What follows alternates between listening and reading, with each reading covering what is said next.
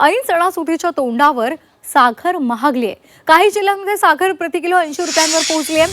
दरवाढीमुळे सरकार सावध झालेलं आहे आणि महागाई नियंत्रणाचे प्रयत्न आता सुरू झालेत। साठवणुकीवर मर्यादा आणि घातलेली आहे आणि त्याचबरोबर शुल्कमुक्त आयातीला परवानगी दिली आहे।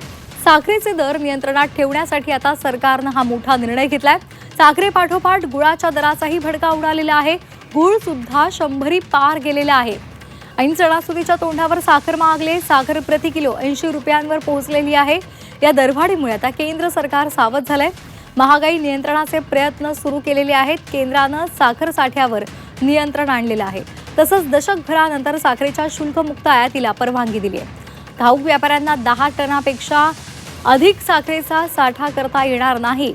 हा निर्णय 1 सप्टेंबर ते 30 सप्टेंबर या कालावधीसाठी लागू असणार आहे।